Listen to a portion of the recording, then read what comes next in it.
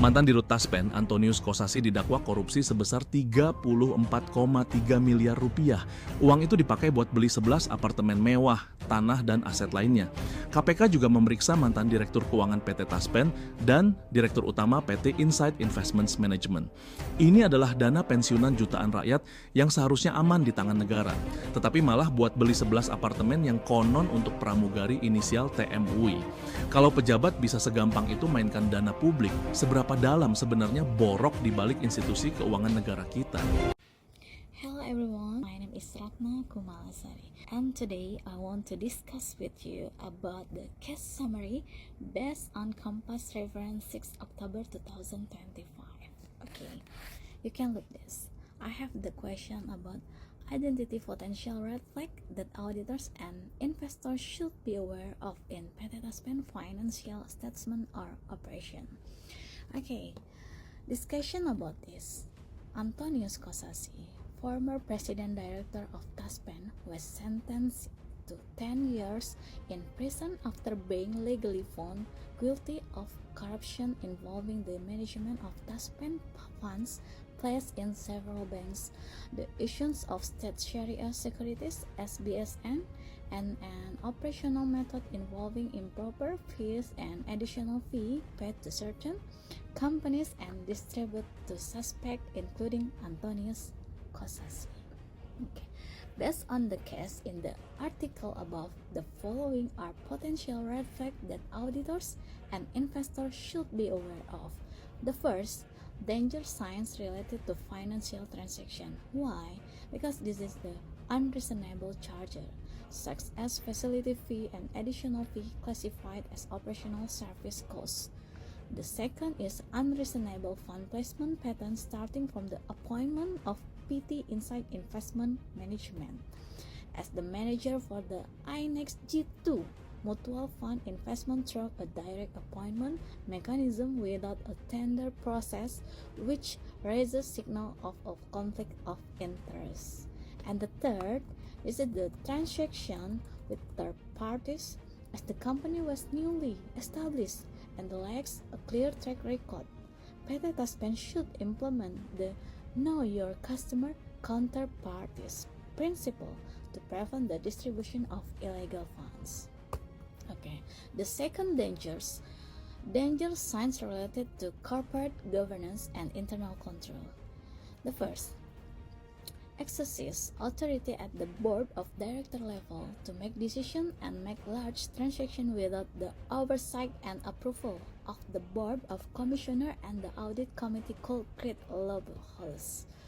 And the two, weakness in the audit committee and internal audit function in the detecting and reporting irregularities in fee payment and fund placement. And the three, violation of policies and procedure that do not comply with established SOP. Internal auditors should focus on comparing file practice with written policies. And the three, danger signs for investor and stakeholder. The first, lack of transparency in fund management, especially regarding fee and the recipient of fee. And the two, poorly managed conflict of interest. Auditor must not only assist formal compliance, but also adhere to accounting standard, adopting a skeptical, professional approach, and delving into the economic substance behind transaction. So, the Taspen case should have been detected by a robust internal control and audit system, while the 10-year sentence and 500 million rupiah fine imposed on the former CAO are merely legal consequences. The core reason is the need for a fundamental restoration of the culture of governance and integrity within Taspen and state-owned enterprise in general. Okay, second this question. The question is, you can look this. Discuss the role of corporate governance in preventing such cases of fraud and propose specific governance improvements sustainable for pension funds and state-owned enterprise. Okay, I want to answer this question. From this case, Governance should act as preventive system, whereas strong good corporate governance structure can create checks and balance. The independent board of commissioner and audit committee should question specious transactions such as the provision of unusual facility fee and additional fee. Implement an early detection mechanism when there are irregularities in fund allocation. Manage an accountability framework to create accountable decision and act as guardian of trust to protect the trust of pension fund participants and the public. And then propose specific governance improvement for pension funds and state-owned enterprise. Okay, the first, strengthen the board of commissioner and audit committee, starting with the independence and competence of the board of commissioner through an open recruitment mechanism and focus on candidates with strong financial, investment, and risk management backgrounds, followed by evaluation and temporary term limits. The principle aligned with OJK Regulation Number 33 POJK 04/2014 concerning the National Committee for Governance Policy, which emphasized a balanced board composition between independent and non-independent commissioners. And the two, empower the audit committee. And the three, implement transparency and accountability in investment management, starting with the real-time investment reporting. Then, this action aligned with the availability of information principle in the OECD guidelines on pension fund governance, which emphasize participant right to receive adequate information. And the four, implement an electronic tender system, such as a procurement or a transparent electronic auction for fund allocation to reduce collision and under-table negotiation. It's aligned with Prudential Regulation Number 12 of 2021, concerning government procurement of goods service which prioritize transparency and fair competition. And the five, establish a secure and effective whistleblower system. And the six, rotate forensic auditor and external auditor periodically every 2 until 3 years to prevent the information and cost relationship. And the seven, integrated good corporate governance into the code of ethic and performance appraisal system and impose strict sanction for violators. Okay, question, explain the motivation that could drive fraudulent behavior in that case and suggest methods or tools to detect such fraud effectively. Okay, I want to answer this. Based on the article above, the motivation driving fraudulent behavior can be analyzed using the fraud triangle framework, which includes the first, pressure. Pressure, personal financial pressure. Former President Director of PT Taspen, Mr. Antonio Kosasi, intended to enrich himself and maintain a luxury lifestyle, which could not be achieved with his official salary as President Director of a state-owned enterprise.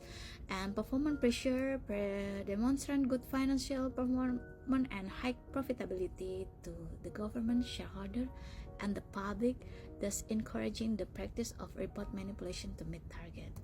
And the three, external pressure involving numerous parties and internal network involved in the scheme.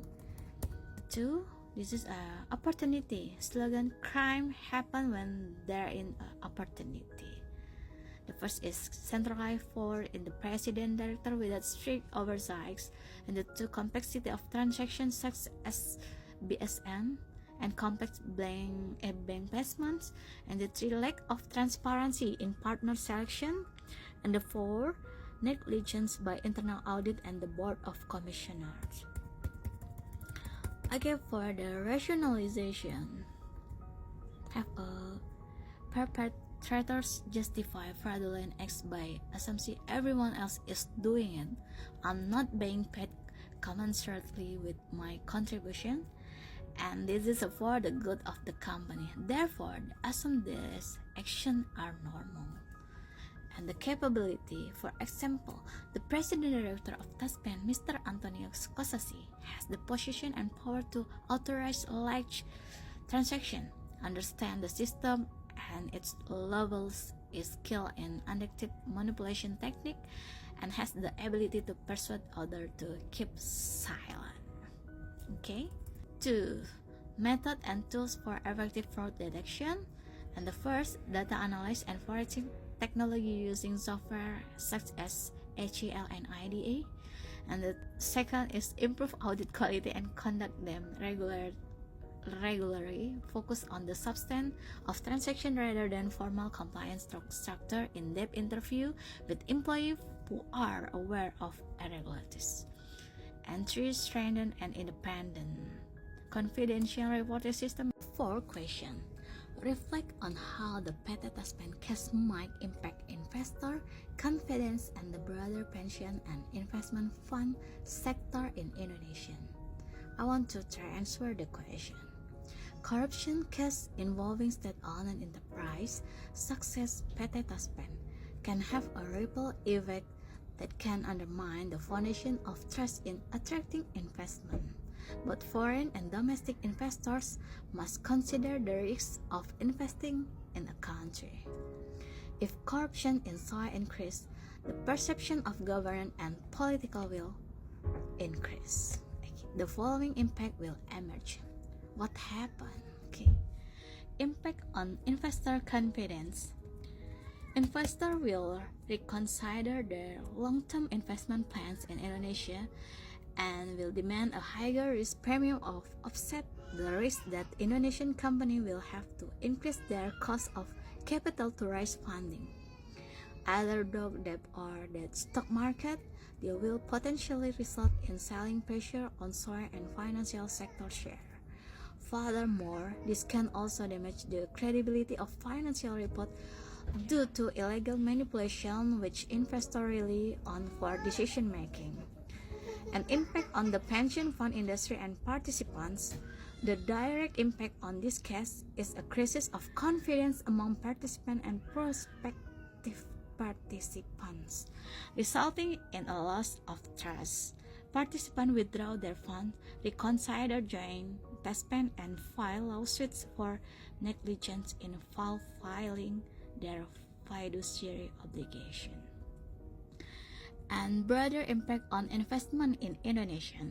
This criminal case is a blow to the credibility of Indonesia's financial system and corporate governance, with multi-dimensional impact and damaging Indonesia's reputation as a safe investment destination, thus hampering innovation. Okay, that's our discussion today. So, what else do we want to discuss in the future? Waiting for the suggestion, input, and comment. Thank you for watching. See you. Bye bye.